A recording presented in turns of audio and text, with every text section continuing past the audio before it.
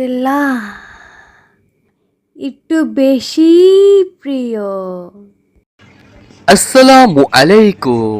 আজকের ভিডিওতে আপনাদের সবাইকে স্বাগতম।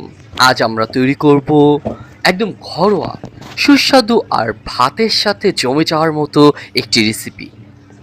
বেগুন আর আলু দিয়ে কই মাছের তরকারি।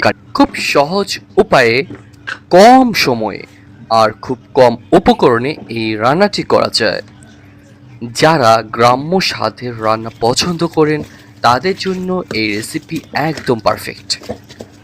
প্রথমে আমরা দেখে নিই কী কী উপকরণ লাগবে এই রান্নার জন্য।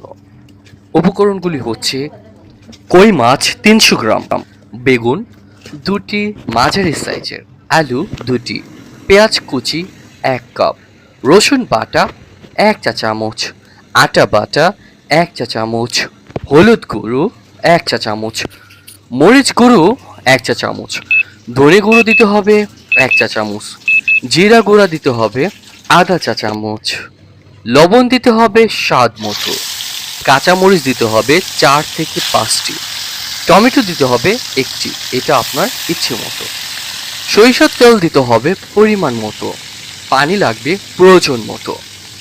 প্রথমেই কই মাছগুলো ভালো করে পরিষ্কার করে নিতে হবে। মাছ পরিষ্কার করার সময় ভালো করে আঁশ, প্যাচের ভেতরের অংশ পরিষ্কার করে নেবেন। তারপর ভালো করে ধুয়ে পানি ঝরিয়ে নিন। এখন মাছের সাথে একটু লবণ আর হলুদ মিশিয়ে 5 মিনিট রেমিনেট করে রাখুন। এতে মাছের কাঁচা গন্ধটা দূর হয়ে যাবে এবং স্বাদও বেড়ে যাবে অনেক গুণে। এখন চুলায় একটি কড়াই বসিয়ে তাতে সরিষার তেল গরম করে নিন। তেলটা একটু ধোয়া পর্যন্ত গরম করবেন, এতে কাঁচা গন্ধ চলে যাবে। এবার ম্যারিনেট করা মাছগুলো হালকা করে ভেজে নিন। খুব বেশি ভাজবেন না, হালকা সোনালি রং হলেই তুলে নিন। এখন বেগুন আর আলুগুলো মাঝারি আকারে কেটে নিন। খুব ছোট্ট বা বড় করবেন না, যাতে রান্নার সময় ঠিকমতো সিদ্ধ হয়। একই তেলে আলু ভাজা হচ্ছে এরকম করুন। একই কড়াইয়ে আগে আলুগুলো একটু ভেজে নিন, এতে আলু সিদ্ধ হবে এবং স্বাদও বেড়ে যাবে। তারপর বেগুনগুলো হালকা ভেজে তুলে রাখুন।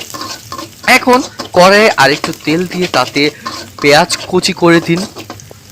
পেঁয়াজগুলো হালকা বাদামি রং হওয়া পর্যন্ত ভাজুন। এরপর এতে আদা বাটা আর রসুন বাটা দিয়ে নিন। ভালো করে নাড়তে থাকুন যাতে